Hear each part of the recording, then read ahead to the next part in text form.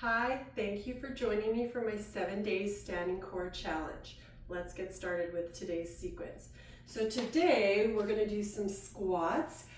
They're always good for bringing the core in, but we'll add a little bit more to them to really enhance that. So we're just going to start with our feet about shoulder width apart, and we're going to have our chest lifted, shoulders down, belly button in, and we're going to sit back. So when you sit back, chest lifted, belly button in, press those heels into the mat. So I want your weight in those heels to take pressure off those knees as you come up. All right, so we're just gonna start with these, and you're gonna reach those arms and bring your hands to your hips, all right? So just warming up those squats, how we would, normally warm up, pressing those heels into the mat, chest lifted, belly button in. Now, you could always take those arms out of it, but the arm reach really is bringing that core work in. You've got to engage that deep inner core to help protect that lower back, especially when you reach those arms out. You need to do that even more. At the bottom of the movement, I'm engaging that pelvic floor to cue that deep inner core. And of course, I'm putting my weight in those heels and pressing through those heels, engaging those glutes to bring it up. Good.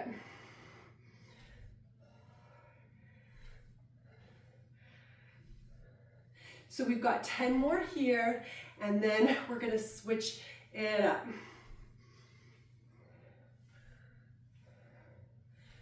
5 more. Here's 5, 4, 3, 2, and 1. Good. Now, same positioning with the feet. We are going to go down into that squat, and then we'll come up. We'll bring a knee and twist towards it. Now, you can do it without arms, like so, or you're gonna bring the arms into it. You could place your hands on your shoulders or behind the head. The only thing I want is if you are going behind the head, don't push that head forward, all right? This is just gentle placement. I don't want you putting any pressure on that head. And if you feel like you are, or you're going to, just bring those hands to your shoulders, all right? So now you squat down, come up and twist. Bring a knee up and twist towards it. Squat and twist that knee, all right? Let's get going. So still don't want to forget those mechanics of that squat, right? Weight in those heels. Belly button in, engage that pelvic floor to cue that deep inner core. Really engaging those glutes. They're nice and strong. They love squats. Good. And twist. Squat and twist. Now, as you're pulling that knee in as well, you can pull that belly button in towards the spine, working the front of those abs and specifically those lower abs as you drive that knee in.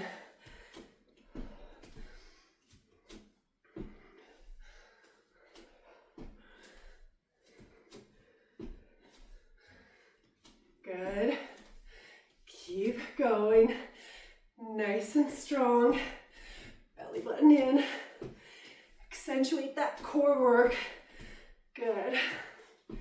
And 10 more. Here's 10 and 9 and 8,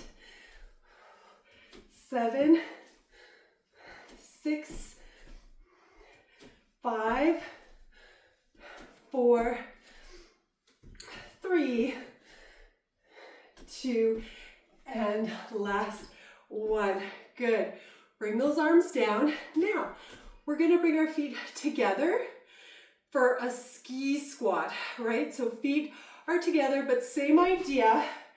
We hinge forward, butt reaches out as you come down. Chest lifted from the sternum, belly button in, press weight through the heels and bring it up.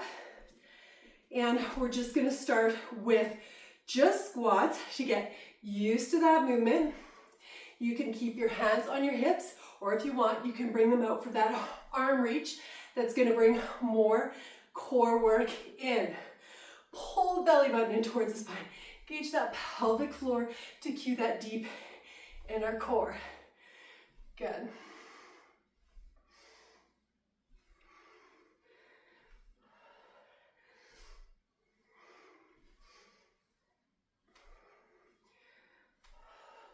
Press weight through the heels. Engage those glutes. And pull that belly button. So every time I'm pulling that belly button in, over and over again, I'm engaging that pelvic floor to cue that deep inner core over and over again. Good, 10 more like this. 10, 9, 8, 7, 6, 5, 4, 3, 2, and 1. Good. Now, last one before we stretch it out. It's going to start with the ski squat. Ski squat, arms or no arms. And then come up, bring a knee in. Ski squat, bring a knee in. So as you're bringing that knee in, you're pulling that belly button, you're really driving that knee in and engaging that core and those abdominals to bring it in. Or with the arms, you're gonna add an extra reach. So they'll be here, and then as you bring it in, just press those arms behind you. If you want, you can do a squeeze and get some tricep work going with that as well. So it'll be reach and knee, reach and knee, reach, knee, reach, knee. Engage that core, pull that belly button in, drive that knee in, right? But don't forget, on that squat, press those heels into the mat. Good. Engaging that pelvic floor over and over again every time. Just before I come up, I'm engaging that pelvic floor to cue that deep inner core. As I pull those knees in, I'm pulling that belly button in. Good. Core also has to work to center and stabilize. Good.